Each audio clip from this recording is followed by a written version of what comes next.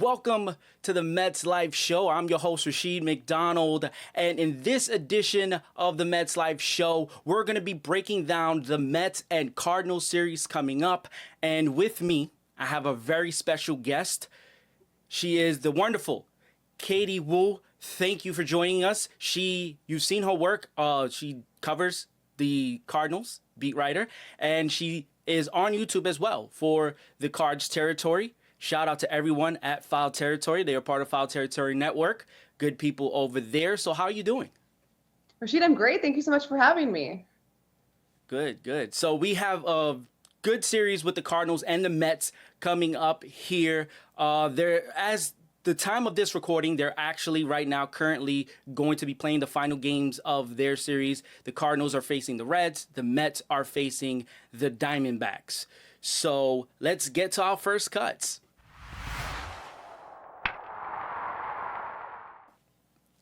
All right, so in this series, the Mets will be facing Sonny Gray, Eric Fetty, and Andre Palante. And in the first game, they're going to be facing Sonny Gray, who has good numbers, 3-0 to start the season. And he is with a 3.60 ERA with 33 Ks. In his last start against the Mets, he struggled a little bit. He let off that home run to Francisco Lindor. What stood out to you about how the Mets attacked him, and what's the adjustment going to be this time around for Sonny? I think with Sonny, you're seeing him get progressionally better with each start. The Mets, obviously, they have a great offense. They probably have, right upside with the Dodgers, the best top of the order in baseball. That's not an easy task for anyone to get through. The key for Sonny Gray and really all three pitchers that the Mets are going to see this weekend is to keep up with the swing and miss. The Cardinals are a very ground ball heavy staff. They led the majors in ground ball outs, which is great, but you can also make the case that it's not sustainable. Ground balls eventually get through. So if you're Sonny Gray, you're going to rely on that sweeper. He calls it a slider. Most other people call it a sweeper just based on the movement. And you're going to hope to use your arsenal to get more swing and miss out of that lineup. You have to do damage against the top of the order. Like I said, it's a very lethal matchup when you have Lindor, Soto, go down the list, Alonso. It's very intense. So I think with the Cardinals, they played well at home. They have not played well on the road. As you recall, the Mets swept them in 4 games at Citi Field in April. The key for the Cardinals rotation, Sonny Gray, set the tone, get some swing and miss, and get some strikeouts. Now, for the Mets, they're going to be featuring Clay Holmes. He's going to be taking the mound facing the Cardinals. In his last start against the Cardinals, Clay Holmes did a really good job, right? 6 innings, 6 strikeouts, no earned runs. In his last start against the Nationals, he did a phenomenal job as well. So Clay Holmes was the experiment coming into the season for the New York Mets, and that's turned out to be pretty much one of the best investments they've made so far this year. What do you think about the way Clay Holmes is performing so far? I think the Mets rotation in general has been so surprising just because they're missing 2 of their top guys coming in. And you were hoping that a healthy Kodai Senga would look the way that he looked. Certainly against the Cardinals, he looked great. But coming into the series at Citi Field, the talk from the Cardinals was this is one of the best rotations in baseball right now. Clay Holmes kind of came out of nowhere in that experiment to the starter role. It's very similar to what the Cardinals are doing with Matthew Liberatore, who is pitching today against the Reds. Mets will miss him when you convert a reliever into a starting pitcher. So I think with the Mets, again, they've hit their stride. They have the best record in baseball. It goes down to depth. I don't think anyone would have said by May 1st, just knowing who the Mets were missing from their rotation, that they would have this record. But depth matters, and you're seeing it here with New York. The Cardinals don't have this kind of depth. They have 5 starters and Steven Matz, who fills in as a spot starter, and 1 guy in AAA that they can count on. The Mets, I think, have depth here, and it really matters in the grand scheme of things on how they roll out the rest of their season. But great stuff from Clay Holmes, and I know he gave them fits last time. I'm sure that will be the same case this weekend. Absolutely. In game 2 of this series for the Cardinals, Eric Fetty is going to be taking the mound. And Fetty's been living up to his nickname a little bit. In his last start, he served up a little bit of Sunday dinner against Milwaukee. 10 hits, 7 earned runs. What kind of game do you expect from him against the Mets in this lineup? Right now, he's 1-3 with a 4.68 ERA with 17 strikeouts. Yeah, clunker from Eric Fetty in his last start. One thing the Cardinals rotation has been very good at is notching quality starts. Their bullpen hasn't been super great. Their offense has struggled, but they seem to have found their stride off, at least offensively, over the last series in Cincinnati. I'm looking for a bounce back from Erick Fedde, who goes out there and he's not going to give you, this goes back to swing and miss, he's not going to give you a ton of that. His walk to strikeout ratio is there. I think he's walked more batters than he's struck out. And he's not super happy about that. That's something that he says he has to figure out what is going on there. But when you're a ground ball pitcher and you put guys on with, a free pass, more often than not, that run will score. So for Erick Fedde, it's about finding more consistency in the strike zone, limiting the free passes. You give the Mets an inch, they will take it a mile. We know this. So really important for Erick Fedde to have a bounce back start. But this, again, I think the start on Sunday against the Brewers was an anomaly. He hasn't really pitched like that at all. But definitely working on more swing and miss. That's something that you're going to see across the rotation. Right. And also facing Erick Fedde is going to be Tylor Megill, who coming into the season, I said Tylor Megill needed to have kind of like what David Peterson had last year for the Mets, sort of like a revelation where he just burst onto the scene, breakout season type stuff. And it's trending in that direction, right? He is 3-2 with a 1.74 ERA and 39 strikeouts to start the season. He didn't face the Cardinals the last time the Mets and Cardinals faced off, but in his last start, he was doing great. And that was the start where the Mets bullpen started showing a little bit of their mortality, right? They gave up a lot of runs, and that was where the Nationals came back to win that game. When they were leading, the Mets were leading by 6 runs, 7-1. And so that was one of the starts where he came out after the game and he said that he wanted to finish the inning. I don't know if you got to see that or not, but what do you think about his comments about him having, should have went out there, and do you think the Mets should have let him finish that inning? Yeah, I can't really comment on that because I didn't see it. I've been occupied on the Cardinals, but I think anytime that you have a starter who wants to stay in the game, that's a great message to send to the rest of the rotation. Certainly something that I think your teammates can rally behind in that situation. I'm interested to see how the Cardinals look against him because they've, like I mentioned earlier, had hit some struggles offensively, but Ollie Marmol, their manager, has switched up their lineup. He's put Mason Wynn as the number 2 hitter. Wilson Contreras now batting 5th behind Nolan Arenado. So while I didn't necessarily see the exact point you're referencing, I know that Tylor Megill's season has been dominant. Again, it goes back to the Mets and their sturdy rotation. This Cardinals offense seems to be clicking. Maybe that's the benefit of playing at Great American Ballpark, such small dimensions and a good place to hit.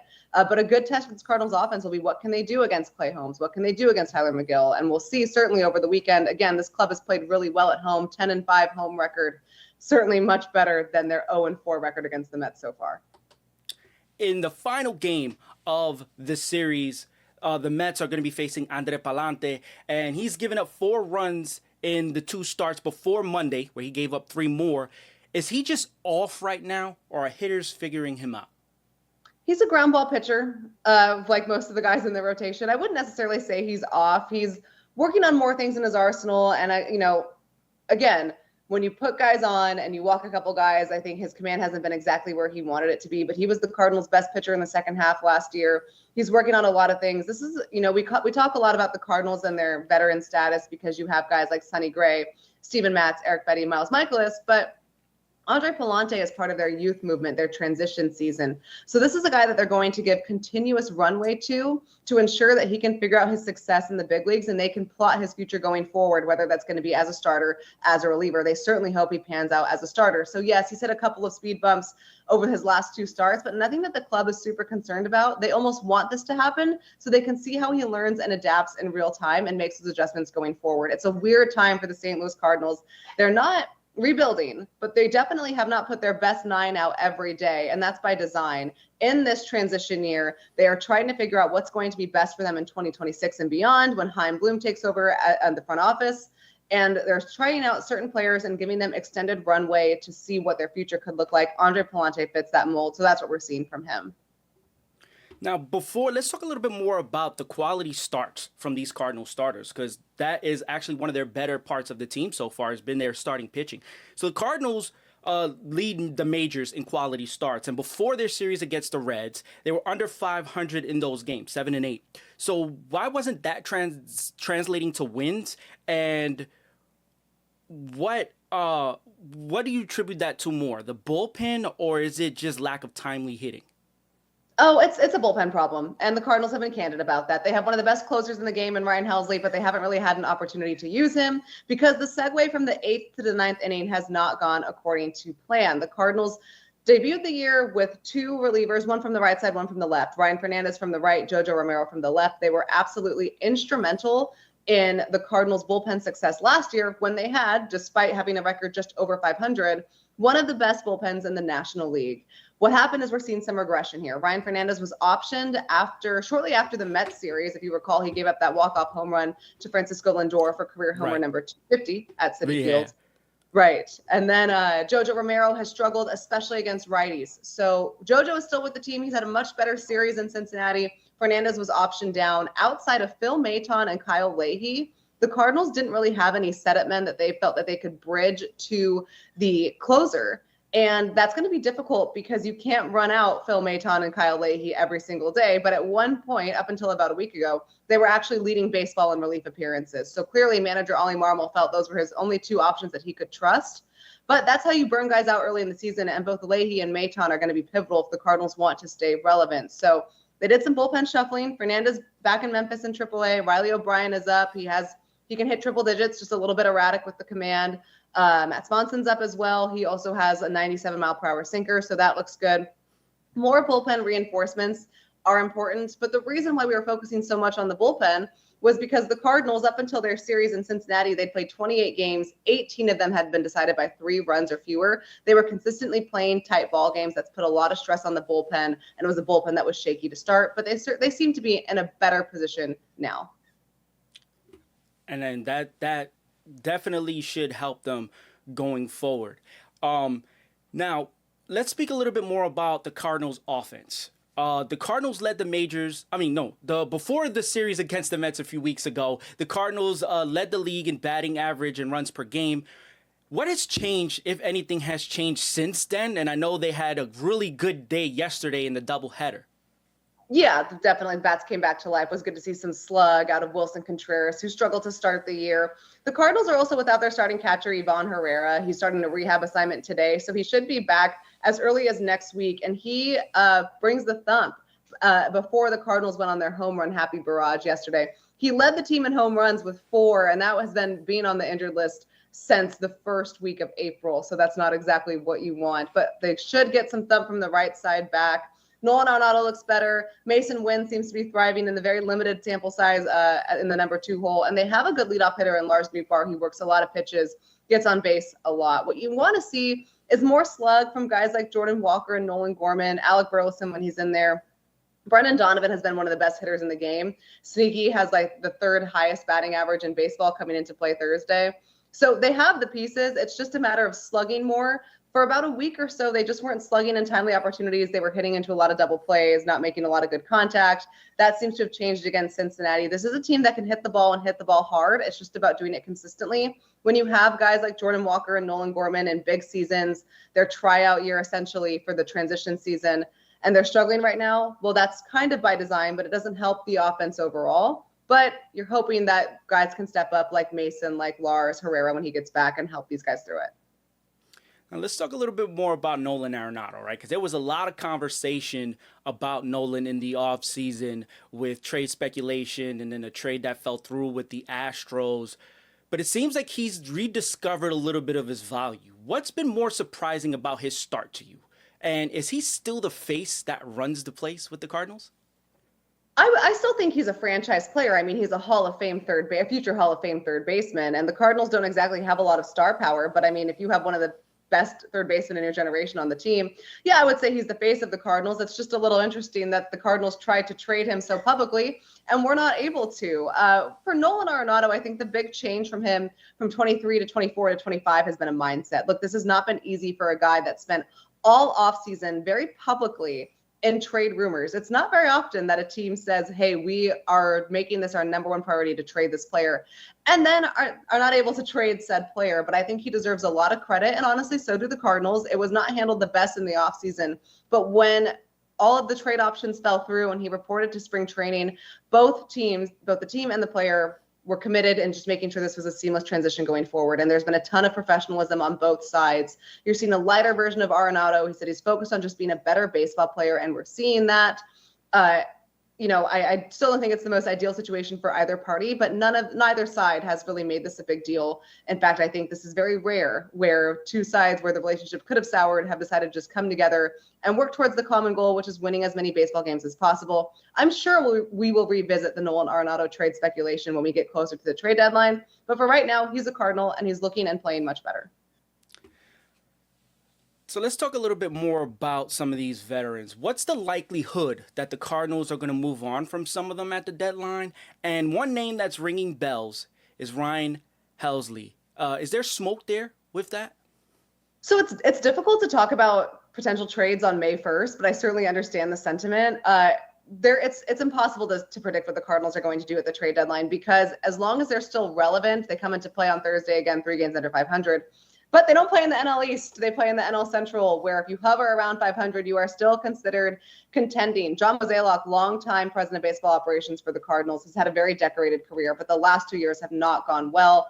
I have a hard time believing that if the Cardinals are somewhat in contention, that he would be comfortable throwing in the towel and saying, yeah, we're going to sell. They've only done that one time in his tenure of nearly 2 decades.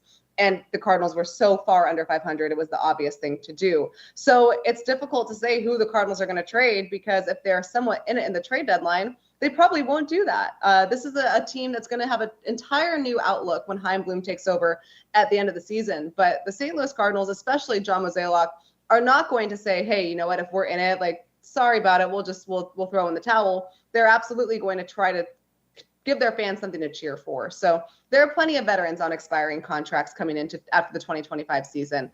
Steven Matz, Miles Michaelis, Eric Fetty, Ryan Helsley, Phil Maton. If the Cardinals have fallen off the cliff by that, I think all those names will be available. But if they're still in it, I don't think they would really trade anyone. Or if they do make moves, they'd be incremental, not anything blockbuster. I don't see the Cardinals doing a full fire sale unless they have a season similar to 2023. And the way that this club is currently constructed, I don't think it will be that bad. I agree.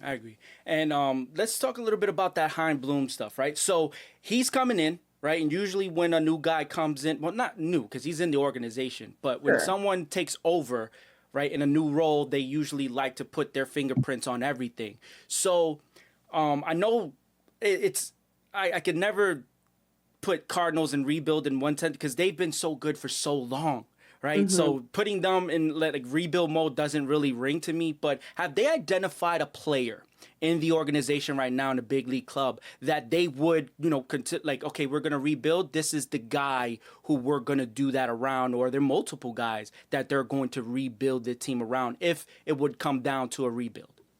That's the whole point of the season, right? Is to figure out who can they rebuild around. And when I use the term rebuild, I use it loosely because I don't think the Cardinals will do a full-fledged rebuild. I don't think they have to.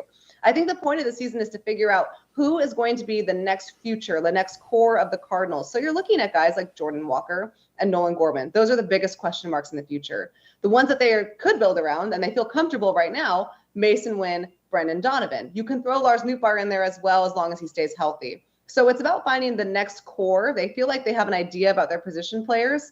Again, the big question marks are Jordan Walker, Nolan Gorman. And I know we're 1 month into it, but Victor Scott has really impressed as well and certainly looks like he could be a long-term major league caliber outfielder.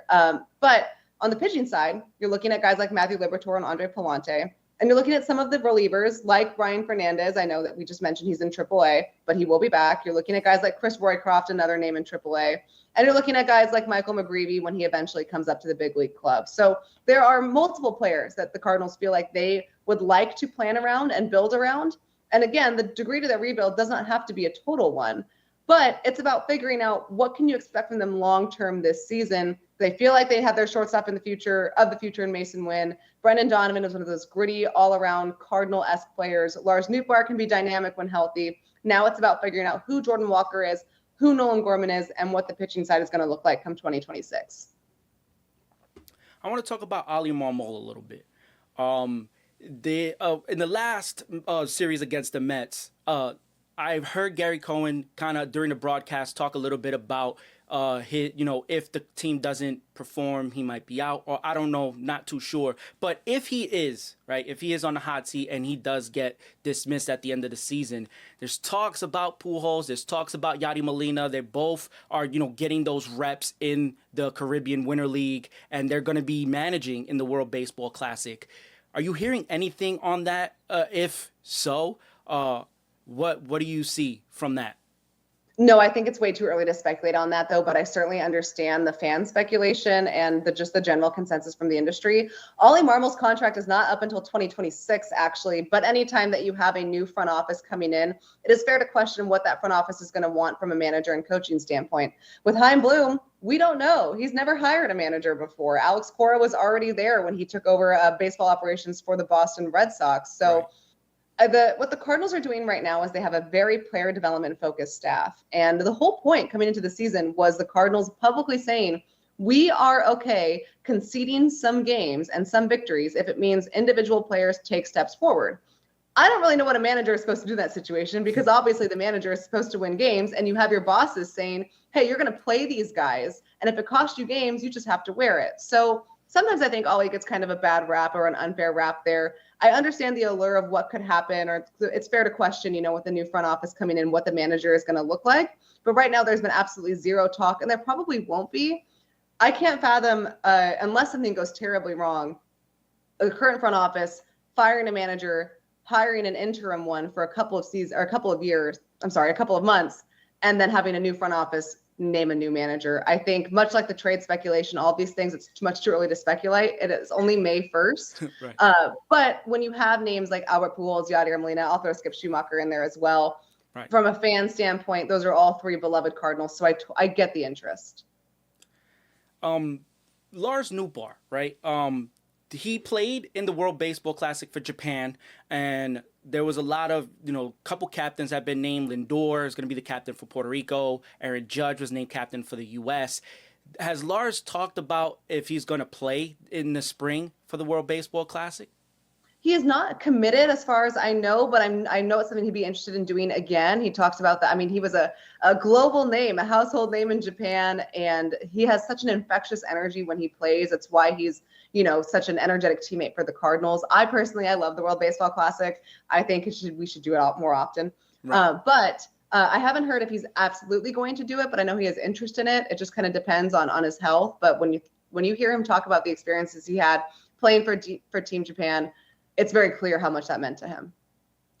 And you're right about the World Baseball Classic. It is just the vibe, the energy is unlike anything else that we see in baseball. And it is just something that you're right, we should see a lot more. I want to talk about Ryan Helsley again, right? What are you seeing from him this season? And you mentioned the bullpen having issues. Are they having a tough time getting to him? And if so, what can change? Yeah, they have been. And it's the 8th inning to 9th inning segue, but Phil Maton has been a nice pickup for them. And the more that they can use him and Kyle Leahy and get to Ryan Helsley, the better you're going to feel. But like we talked about, you don't want to overuse those guys. So they have to find different ways to get to Helsley. Helsley's came off a season where he led the league in saves, dominant, all-star. And you can argue that his value has never been higher than it is right now. Seen him blow a couple of saves this year already, but I don't think we're seeing him pitch as often as he would like to, because there haven't been a ton of save opportunities where the Cardinals are closing late inning leads for the win. His last appearance in a save opportunity, he actually blew the save against the Brewers, but Nolan Arenado came clutch and picked him up for the walk-off homer. He has triple digits. The slider is great. Sometimes I think in the last couple of appearances, his fastball command was a little erratic, but he's still Ryan Helsley. I think he's going to be fine. I think what's going to be important for the Cardinals is to get more save opportunities so they can get their closer out there more consistently, and maybe he's not necessarily searching for feel. There was one point a week and a half ago where the Cardinals were beating the Braves 10-4, and they had to bring Helsley into the ninth because he hadn't pitched in 6 days. And he told the manager, Ollie Marmol, I need to pitch today. Please put me in regardless of the situation. And he did. Hopefully they do give him more of those opportunities, because when it comes to closers in Major League Baseball, he's at the top. He's one of the best in the game right now. So they definitely should look to get him more opportunities to help the team win more ball games, because a lot of these losses have just been so close, right? One run, two Right. runs. So it's, hopefully they get him more opportunities to get more wins. So what are your keys to victory for this series, and who's the star that you're looking for in this series as well? It's a great question. I'm looking at Mason Wynn. I mean, he missed about 10 days with some back issues. The Cardinals have had crazy cold weather no matter where they go, St. Louis or away. And he said to reporters in St. Louis, including John Den of MLB.com, that the warmer the weather gets, the better I'm going to play. He's had some back issues that he felt like tightened up. So he certainly looked good in the series against Cincinnati, first career multi-homer game on Wednesday. And like I mentioned, hitting in the 2 spot for the first time in his career. We'll see that continue, I'm sure. Wilson Contreras has been swinging a hot bat as well. And I think you're just looking at the offense to continue taking steps and maybe not play as many tight ball games. Like, I think that's the most frustrating part. Like you said, if you're St. Louis and you see yourself in all these tight games and you're dropping them, that's so frustrating because you have all these chances to win and you're not executing or really ensuring that you're taking advantage of every opportunity. Some thump from the offense would really help. I think the Cardinals would really like to avoid another sweep from the Mets. And like I said, they play really well at home, so we'll see there. But I'm definitely looking at Mason Wynn and what he's going to look like healthy and with that bat heating up. For me, my keys to victories for the Mets is going to be being more, well, one, try to give the bullpen a little bit of a blow, because it just seems like the first month of the season, the Mets have had a strategy of going with pitchers up to a certain amount. And that's really put a stress on the bullpen, and we're starting to see that crack a little bit. So I would love to see them go a little bit deeper in the game. 7 innings is key for me, so I hope we get to see a little bit of that. And the star I'm looking for is Juan Soto. I think it's about time that Juan Soto really just lets it go. For me, it just feels like he's just trying to find his place in this team. It's not a question of ability. It's not a question of, the struggles to me are very, very minuscule. There's so many little things that Juan Soto can do offensively that people are just looking for big moments, and those don't come around so much unless he's really, really hot. So for Soto, I'm just looking for him to just be within himself, do what he usually does, and is just dominating that bat. And that's what I'm looking for in this series. Again, Katie, thank you so much for stopping by. Again, guys, you can see her on YouTube, Cards Territory, a part of the Foul Territory Network. Where else can they find you? I'm on Twitter at Katie J. Wu. You can also read my work at The Athletic. Rashid, thank you so much for having me. Good series preview, and hopefully it'll be a compelling series either way. Of course. Hopefully. Thank you so much. Thank you. I want to thank everyone for watching this episode of the MetsLife Show, Mets Series Preview. Again, don't forget, tomorrow night, Friday Night Baseball on YouTube, MetsLife YouTube, and it's going to be a fantastic experience. Jump in to watch along. We could talk about anything, everything. You don't got to be a Mets fan. You could just come in. We'll talk baseball if you want to talk baseball. So don't forget, tomorrow night, Mets, Cardinals. It's going to be beautiful. Friday Night Baseball only on YouTube. Also, you can get this podcast wherever you get your podcasts. Do not forget to follow, like, subscribe, follow on other socials. And when it comes to the Mets, it's always for life. This is the MetsLife Show, and I am Rashid McDonald.